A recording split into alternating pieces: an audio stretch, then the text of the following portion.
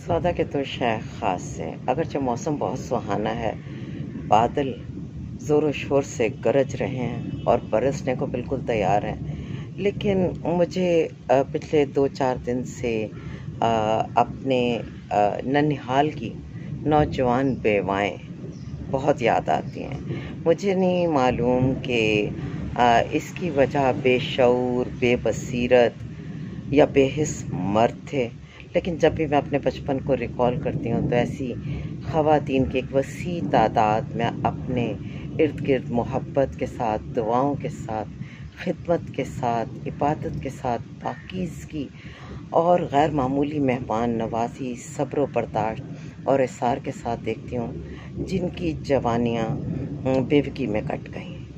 और बड़े प्यार करने वाले बापों को, भाइयों को और ख़ानदान के बुज़ुर्गों को कभी ये ख़्याल नहीं आया, और वो अपने बच्चों के लिए 2-2, 3-3 साल की सुहागनें पूरी उम्र के लिए जीते जी सूली पे चढ़ गईं। मैं बहुत ज़्यादा इस पर गौर करती हूँ। हम नाम तो इस्लाम कर लेते हैं, हम तौहीन रिसालत के नाम पर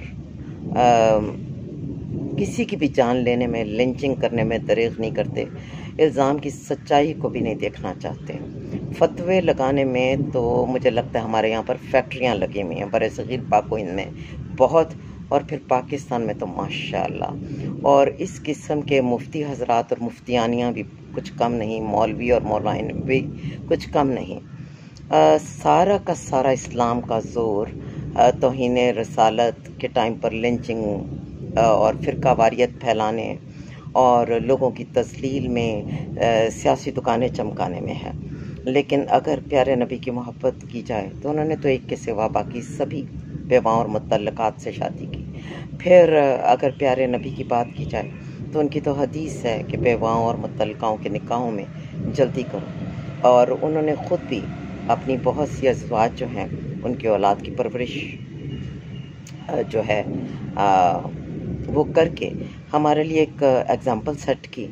लेकिन यहाँ पर ना हम मग़रिब ज़दा हैं, ना हम पूरे मुसलमान होने को तैयार हैं। इस्लाम में क्या क्या चीज़ें हमारे मर्द हज़रात को, हमारी सोसाइटी को सूट करती हैं। एक तो ये कि बेटी बैठी रह जाए, अगर जहेज़ नहीं हुआ तो पूरी उम्र कल सड़ जाए, लेकिन अगर उसे किसी से प्यार हो जाए, कोई उसे बंदा पसंद आ जाए, कोई इज़्ज़त से रिश्ता मांग ले, तो ज़ात पात और जहेज़ नहीं है, फ़लाँ चीज़ें, हम उसकी उम्र गुजार देते हैं और उस बंदे को एक्सेप्ट नहीं करते कि निकाह हो जाए। आपकी बेटी की एक फ़र्ज़ ही नहीं बल्कि एक इंसानी ज़रूरत जो है वो भी पूरी हो जाए।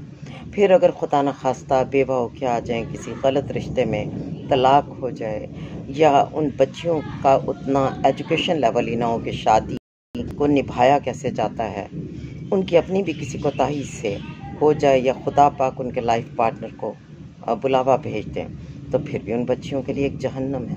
वो ससुराल में ऐसे होता है कि नौकरानी बना के ससुराल वाले रखते हैं, और उनके बच्चों के भी हालात कुछ अच्छे नहीं होते।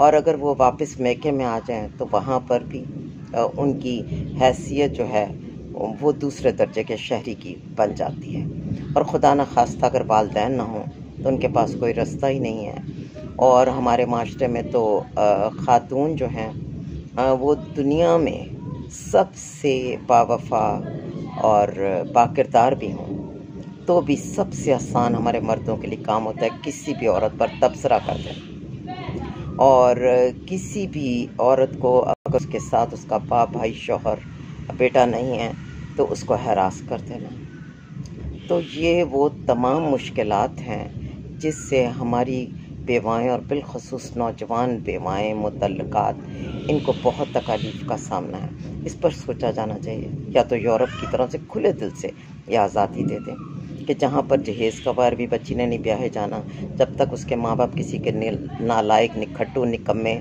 या चलें कुछ काबिल लेकिन जिसको सपोर्ट चाहिए उसका घर नहीं भर के देंगे तो बच्ची का निकाह नहीं होगा। तो ऐसे में क्या यूरोप का माशरा अच्छा नहीं है? फिर या अगर कोई बच्ची शादी के बाद अलहदगी की वजह से घर आ गई है या बेवकी के बाद, तो उसकी जी शादी ही नहीं करनी। ये तो जी मैम किसी मैरिड लड़की से क्यों शादी करूं जी, उसके बच्चे हैं, हम उसकी ज़िम्मेदारी क्यों लें। और इस काम में जितना मर्द का कसूर है उतना हमारी औरतें 2 हाथ ज़्यादा कसूरवार हैं, इसलिए कि वही सास होती हैं। मैं अपने आप को कभी देखती हूँ, सोचती हूँ मैं उस्ताद हूँ, अब तक सैकड़ों हज़ारों तलबा मेरे से पढ़ कर गए, तो एक तरह की मन की रूहानी माँ ना, तो कितने बच्चों के साथ एक दिन मैं इंटरेक्ट करती होंगी, नौजवानों के साथ इंटरेक्ट करती होंगी औलाद की तरह।